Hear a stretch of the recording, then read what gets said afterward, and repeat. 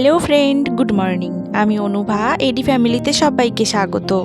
আজ সোমবার আর এখন সময় কিন্তু সকাল 8টা, আর এখন থেকে আমি তোমাদেরকে সাথে নিয়ে আমার আরও একটা নতুন ব্লগ শুরু করলাম। আই হোপ আজ ব্লগটা তোমাদের একটু হলেও ভালো লাগবে।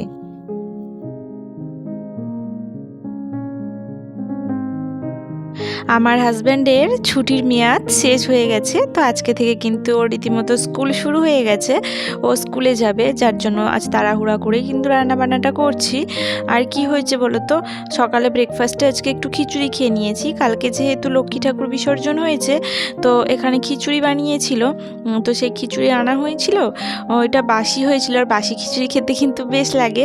তো ওই বাসি খিচুড়িটা দিয়ে ব্রেকফাস্ট করে নিলাম। আর ব্রেকফাস্টটা একটু অন টাইম হয়ে গেছে বলতে পারো আমার, কেননা কালকের বাসি খিচুড়ি বেশিক্ষণ থাকলে আবার নষ্ট হয়ে যাবে, যার জন্য একটু সকাল সকাল কিন্তু খেয়ে নিয়ে এদিকে রান্নাবান্না করতে চলে এসেছি। আর আমার রান্না তো প্রায় সময় একঘেয়েমি রান্নাই হয়। তো আমি আজ রান্না করছি একটু কাঁচকলা আলু দিয়ে, রুই মাছ নিয়ে এসেছিলো, রুই মাছের ঝোল, আর মূলো পালক দিয়ে কিন্তু বড়ি দিয়ে একটু চচ্চড়ি। সবসময় তো আমিষ চচ্চড়ি ভালো লাগে না, তাই মাঝে মধ্যে একটু নিরামিষও ভালো লাগে। তো আমি আমার হাজব্যান্ডকে বলেছিলাম আজকে বাজার না যেতে, একটু নিরামিষ কিছু করে নেব, রোজ দিন তো আমিষ ভালো লাগে না।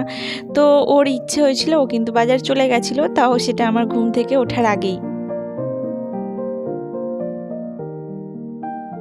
আর আমিও ওকে খুব একটা বারণ করি না, কেননা ও তো এখন সেইভাবে খেতে পারে না। যেটুকু যা খেতে ভালো লাগে সেইভাবে যদি ও খেতে চায়, তো আমি সেরকমভাবে রান্না করে দিতে ওর চেষ্টা করি আর কি। আমার ভিডিওগুলো তোমাদের কেমন লাগছে একটা করে কমেন্টস করে জানিও। আর আমার ভিডিও যদি ভালো লাগে তাহলে একটা করে লাইক দিও। আর যদি আমার ভিডিও নতুন বন্ধু হয়ে থাকো তাহলে আমার চ্যানেলকে সাবস্ক্রাইব করে আমার ছোট্ট পরিবারের সদস্য হয়ে যেতে পারো। আর যারা আমার চ্যানেলকে অলরেডি সাবস্ক্রাইব করে রেখেছো তাদেরকে কিন্তু অসংখ্য ধন্যবাদ। আর এই যে আমার কিন্তু তরকারিটা ফুটতে দিয়ে এসেছি, মানে মাছ দিয়ে আসার পরে একটু ফুটে উঠলেই নামিয়ে নেব। তো তার মধ্যে ভাবলাম ভাতটা বসিয়ে দিই, কেননা একটু তাড়াহুড়ার মধ্যেই আছি। তো ওই জন্য কিন্তু ভাতটাও বসিয়ে দেবো, জন্য চাল বার করে নিচ্ছি। আর এই রাইস কুকারে ভাত হতে আমার বেশিক্ষণ সময় নেয় না, তাও দুধেশ্বর ধানের চাল তো, যার জন্য কিন্তু 15 থেকে 20 মিনিট ফুটলেই আমার ভাত রেডি হয়ে যায়। তো তেমন একটা বেলাও হয়নি, আর আমার হাজব্যান্ড তো বেরাবে সেই 10টার দিকে, ওই জন্য একটু ধীরে সুস্থেই করছি বলতে পারো।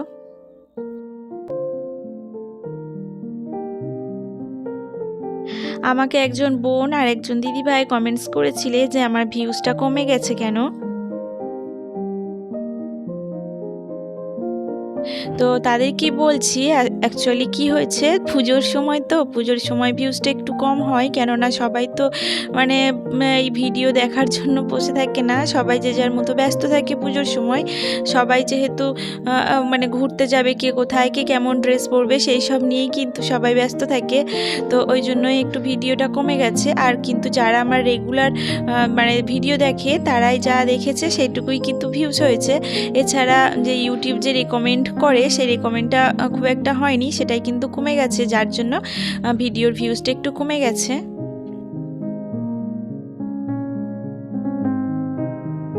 আর এর জন্য কিন্তু আমি একটুও ডিপ্রেশনে যাইনি, আর কোনো মন খারাপও নেই, কোনো মন খারাপ লাগারও কোনো ব্যাপার না। আস্তে আস্তে সব কিছুই হবে, একেবারে তো মানুষ বড় হতে পারে না, নিশ্চয়ই আবার হবে। জীবনে তো ওঠানামা থাকবেই, তাই বলে কিন্তু হতাশ হলে চলবে না। আর ইউটিউবটা এমন একটা প্ল্যাটফর্ম, এখানে কখনো যে আমি হয়তো একটু উঁচুতে আছি, একদম ডাউনে চলে যেতে কিন্তু বেশি সময় নেবে না। আবার হয়তো কেউ ডাউনে আছে, তারা কিন্তু হঠাৎ করে উঁচুতে আসতেও পারে। তো ইউটিউবটা এরকমই, তো এখানে কিন্তু ওঠানামা থাকবেই। তো ওই জন্য হতাশ হওয়ার কোনো প্রয়োজনই নেই, দেখা যাক কী হয়। তো যাই হোক, দেখো কথা বলতে বলতে কিন্তু এদিকে আমার চচ্চড়িটাও প্রায় বসিয়ে দিয়েছি, আর ভাতটাও হয়ে গেছে, ভাতের ফ্যানটাও ঝাড়িয়ে নেব।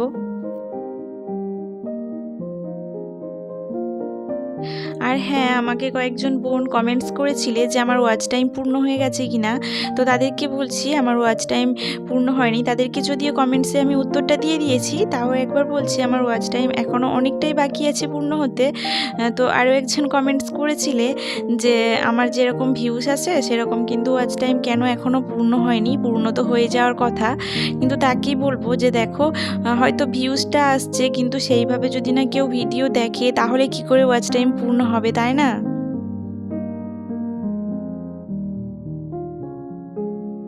আর আমরা যদি সবাই সবাইয়ের ভিডিওটা পুরো ফুল ওয়াচ করি তাহলে কিন্তু ওয়াচ টাইম পূর্ণ হতে খুব একটা বেশি সময় নেবে না। আরও কিছু কিছু মানুষজন আছে যারা দেখছি যে আমার ভিডিওতে এসে কমেন্টস করছে যে আমি তোমার পরিবারে এসেছি, তুমিও আমার পরিবারে এসো। তো তাদের উদ্দেশ্যেই বলবো যে এরকমভাবে সাপ করাটা একদমই উচিত না। আর তারা হয়তো মানে আমাকে সাবস্ক্রাইব করেই বলছে যে আমার ওনার পরিবারে যেতে। আর ওনার পরিবারে আমি গিয়েছি, তবে আমার অন্য আইডি দিয়েই কিন্তু গেছি। তো ওনারা হয়তো বুঝতে পারেননি, যার ফলে কিন্তু আমাকে আবার আনসাবস্ক্রাইব করে দিচ্ছ। তো যাই হোক, তাদের উদ্দেশ্যেই একটা কথা বলবো যে এইভাবে কিন্তু সাপ করাটা উচিত না। আর তোমরা যারা আমাকে সাবস্ক্রাইব করছো আবার আনসাবস্ক্রাইব করছো তাদেরকেই বলছি যে এরকম সাবস্ক্রাইব করার দরকার নেই। তো আমার ইচ্ছে হলে আমি কিন্তু তোমাদের পরিবারে যাব, আর না হলে না যাব। আর তোমাদের ইচ্ছে হলেও তোমরা আমার ফ্যামিলিতে এসো, ফ্যামিলি মেম্বার হতে পারো। তো এইভাবে কিন্তু আনসাবস্ক্রাইব করে দেওয়ার কোনো মানে হয় না।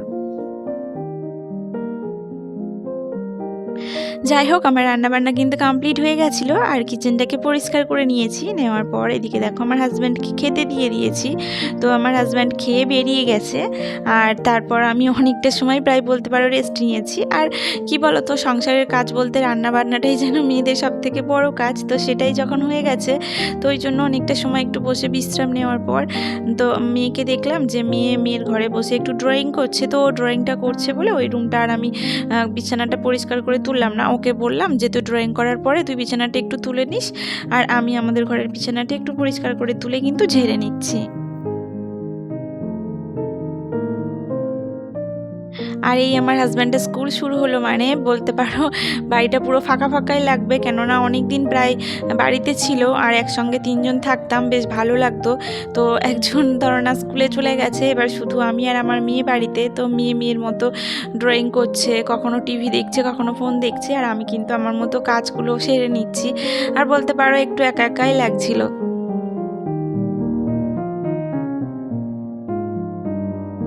আর এই যে আমি তারপর কিন্তু ঘরগুলো একটু ঝাড়পোছ করে নিচ্ছি।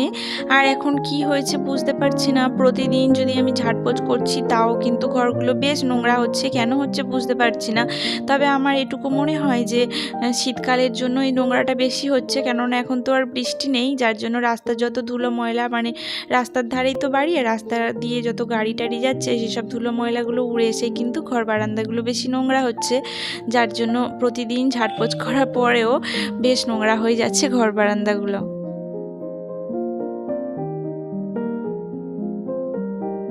এই যে শীতকাল তো প্রায় চলে আসলোই, মানে শীতের মুখে একদম এখনই তো বোঝা যাচ্ছে যে হাত পা বেশ টান টান লাগছে।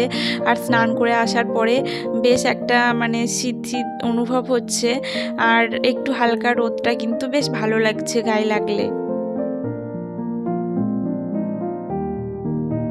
এই পর্যন্ত যারা আমার সঙ্গে আছো, তারা যদি আমার ভিডিওটাকে কন্টিনিউ করো, তারা প্লিজ একটা করে লাইক দিও। তোমাদের এক একটা লাইক কিন্তু আমাকে আরও নতুন নতুন ভিডিও করার জন্য অনেকটাই মোটিভেট করে।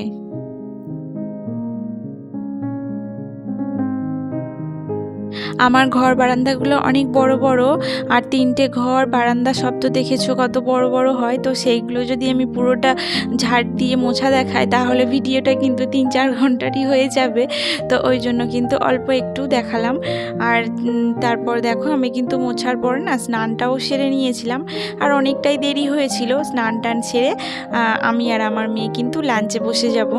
আর আজকে তো 3জন একসঙ্গে খেতেই পারবো না, শুধু আমি আর আমার মেয়ে কিন্তু লাঞ্চটা সেরে নেব।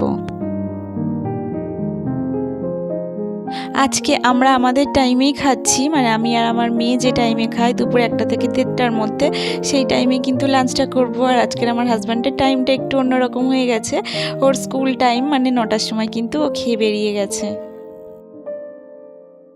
তো যাই হোক, এইভাবে লাঞ্চ করতে করতে কিন্তু আমি তোমাদের থেকে বিদায় নিয়ে নিচ্ছি। দেখা হবে পরের ভিডিওতে। ততক্ষণ তোমরা সবাই খুব ভালো থেকো আর সুস্থ থেকো। শুভ দুপুর, টাটা।